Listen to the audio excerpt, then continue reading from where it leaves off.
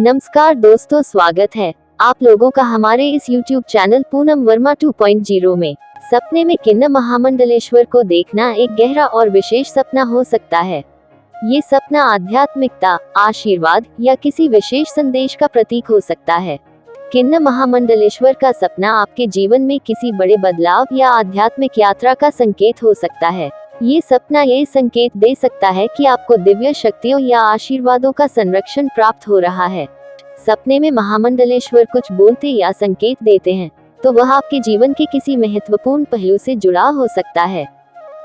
यदि सपने में किन्न महामंडलेश्वर शांत और आशीर्वाद देते हुए दिखाई दिए, तो यह आपके जीवन में सुखद बदलाव और आध्यात्मिक उन्नति का संकेत हो सकता है। यह इस बात का प्रतीक हो सकता है कि आप किसी कठिन परिस्थिति से बाहर निकलने के लिए तैयार हैं। ये सपना दर्शाता है कि आपके जीवन में सकारात्मक ऊर्जा आ रही है। किन्न महामंडलेश्वर को आध्यात्मिक ज्ञान और दैवीय शक्ति का प्रतीक माना जाता है।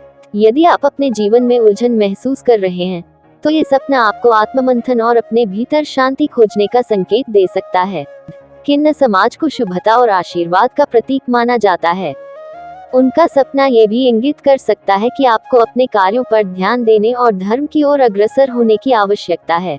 यदि महामंडलेश्वर कुछ विशेष निर्देश या संदेश देते हैं, तो यह आपकी किसी समस्या का समाधान हो सकता है। सपने की सही व्याख्या इस पर निर्भर करती है कि सपने में आपके भाव क्या थे और घटनाएं किस प्रकार घटी।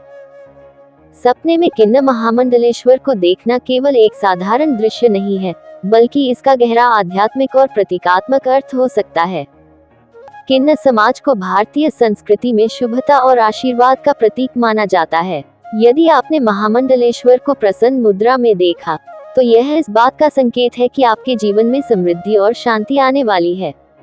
किन्नरों का सपना, खासकर यदि वह महामंडलेश्वर हैं, तो यह आपके जीवन में संतुलन और समर्पण की आवश्यकता को दर्शा सकता है। विभिन्न अवस्थाओं के बारे में दी गई जानकारी कैसी लगी, आप कमेंट सेक्शन में अवश्य लिखें। वीडियो को लाइक शेयर करें। धन्यवाद।